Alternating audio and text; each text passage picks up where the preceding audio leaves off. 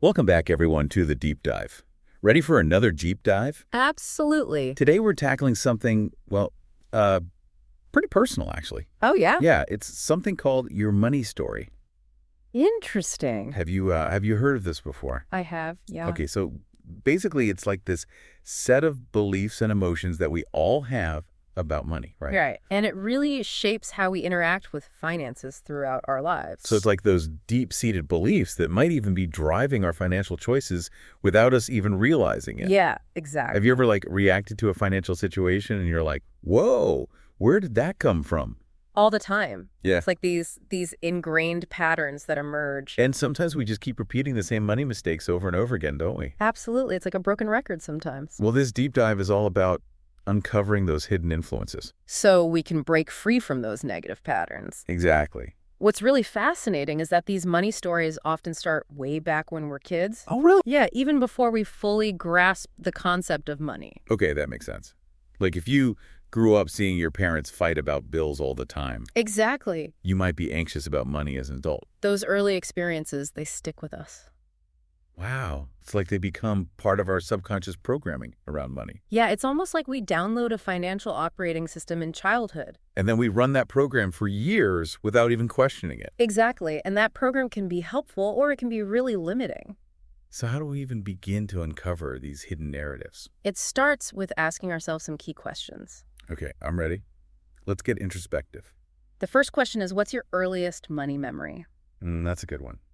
Think back to your childhood. What's the first thing that pops into your mind when you think about money? My earliest memory is getting a piggy bank for my birthday. I was so excited to fill it with coins.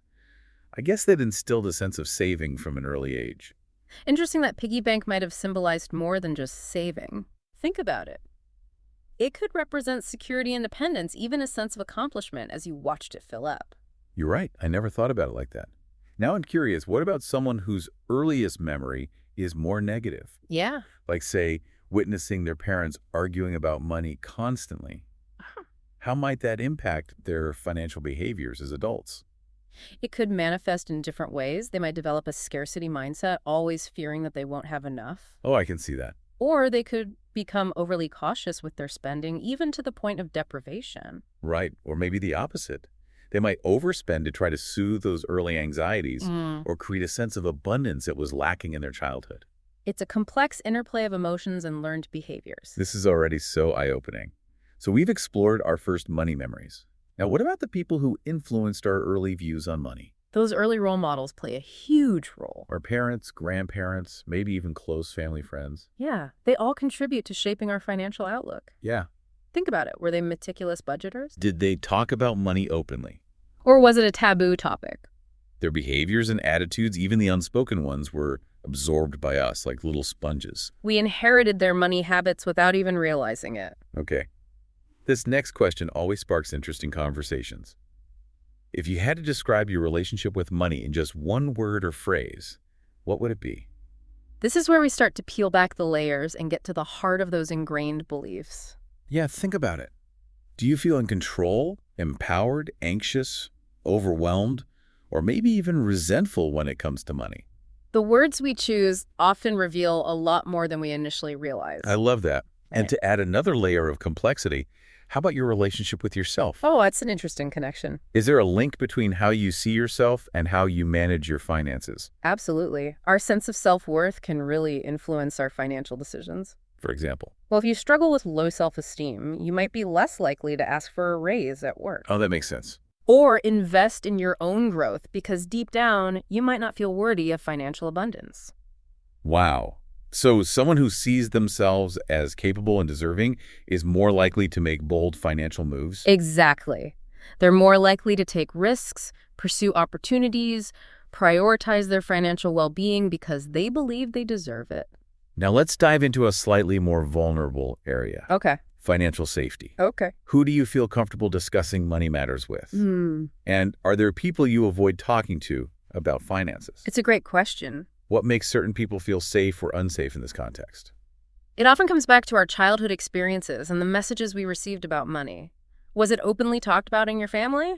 Right. Or was it shrouded in secrecy and shame? That makes sense. Did you witness healthy financial communication or arguments and conflict? Okay, so if someone grew up in a home where money was a taboo subject, Yeah. they might find it hard to talk about it even with close friends or partners. Absolutely. They might fear judgment or feel a sense of shame, even if their finances are perfectly fine. It's like those early experiences create these invisible barriers to open communication about money. Yeah, it can be really hard to break through those patterns. Well, this has been incredibly insightful already. I'm starting to see some of my own money story patterns emerge. I think we all have them. It's a matter of becoming aware of them and then deciding if they're serving us or holding us back. I'm ready to keep digging deeper into this. Me too. Wow. It's amazing how those early experiences can really stick with us, huh? They really do. It's like they become part of our financial DNA. And it's not just about who we talk to about money, right? Right. What about our own, internal fears and hopes? Yeah. How do those play into our financial behaviors? Our fears and hopes are so powerful. They really are. They're often driving our decisions even when we're not fully aware of it. So it's like those fears and hopes become this invisible hand guiding our choices. Precisely.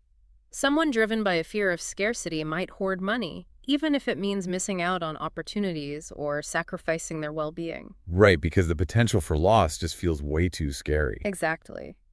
And on the flip side, someone motivated by a hope for financial freedom might be more proactive with their money. They might embrace budgeting or explore investment strategies to reach their goals. It's so fascinating how these different motivations can lead to completely different financial behaviors. Absolutely. But it's not just about our individual fears and hopes, is it? No, you're right. There's also all the societal messages and cultural norms around money. Right. Think about all the advertising we see every day telling us we need to buy more, spend more, and accumulate more to be happy. It's true. It's no wonder so many people struggle with feelings of inadequacy or comparison when it comes to their finances. It's a pervasive message that can lead to some pretty unhealthy financial habits. Like overspending, going into debt, and always chasing after that next thing that promises happiness. It's a never-ending cycle. So how do we break free from these harmful influences? How do we create a healthier relationship with money? It all starts with awareness.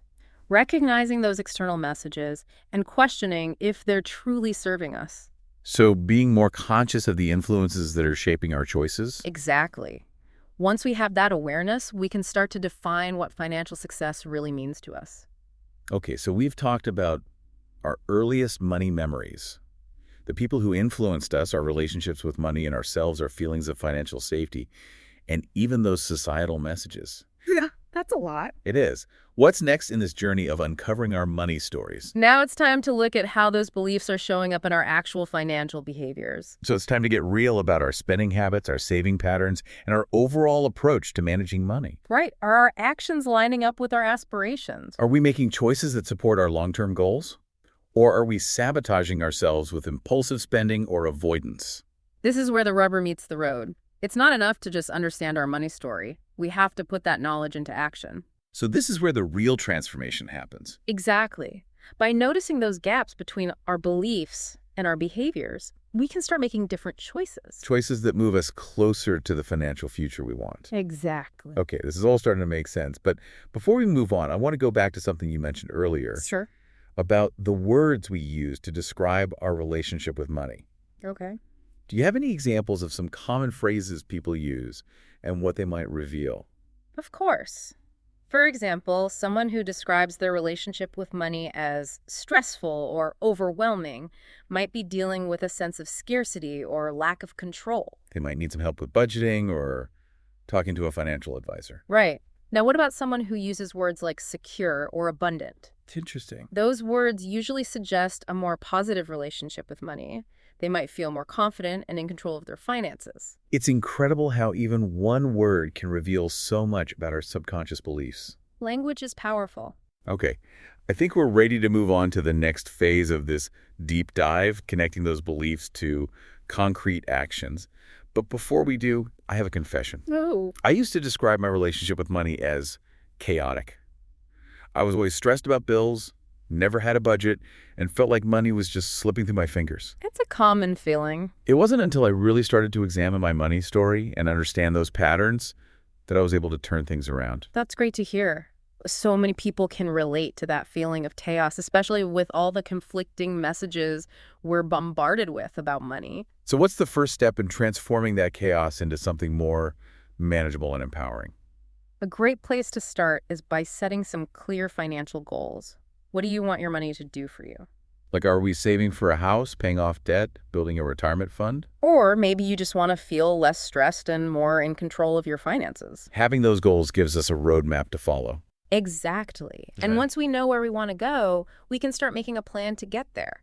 Yeah. That might involve creating a budget, tracking our spending, looking into investments, or even getting advice from a financial advisor. So it's not just about understanding our past, but using that knowledge to build a better financial future. Precisely.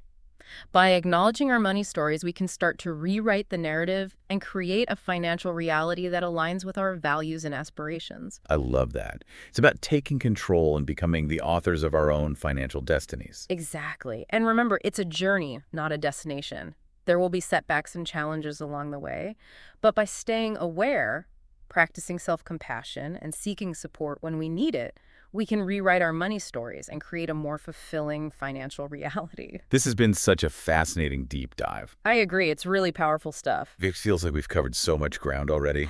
But you know what I'm excited about? What's that? Taking action. Yeah, it's one thing to understand our money stories, but it's quite another to actually make changes in our lives. Exactly.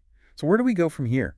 How do we take all these amazing insights and turn them into real shifts in our financial behavior? Well, I think a great starting point is to identify just one small step you can take this week. Ooh, I love that. Keep it simple and manageable. Right. Maybe it's creating a budget for the first time or having a real honest conversation with your partner about money goals. Or even just tracking your spending for a few days. That can be so eye-opening. It really can. The key is to start small and then let those small wins build momentum. That makes sense. Yeah. Now, for those who are ready to really dive deep into this stuff, what resources would you recommend? Oh, there are so many great books and articles out there that explore the psychology of money and offer practical advice. And don't forget about financial coaches or therapists. Oh, yeah, they can provide such personalized guidance and support. Especially for people who might be dealing with some deeper emotional baggage around money. Yeah, or for folks who need help breaking free from those unhealthy financial patterns. It's like having a personal trainer for your finances. Exactly. Someone to hold you accountable and cheer you on. Now, before we wrap up, I want to touch on the power of community. Okay. Are there any benefits to connecting with other people who are on a similar journey? Absolutely. Sharing your experiences and learning from others can be so validating and empowering. It's like having a financial support system, Right. a group of people who get it. Yeah. Totally. It can make a huge difference in staying motivated and on track. Well, as we come to the end of this deep dive into our money stories, I really want to leave our listeners with a sense of hope and possibility. I love that. Remember, understanding your money story is such a powerful first step. It allows you to take control of your finances and start creating the life you truly want. It's about rewriting those old narratives and stepping into a brighter financial future. Exactly. And it's never too late to start. Keep asking those tough questions, challenge those limiting beliefs, and celebrate every win along the way. I love that. Thank you so much for joining us today. It's been an absolute pleasure exploring the fascinating world of money stories. It's been my pleasure, too. We hope you've learned something new about yourself and feel empowered to create a healthier and more fulfilling relationship with money. You absolutely have the power to do it. Until next time, keep diving deep into all the amazing things that make you you. See you then.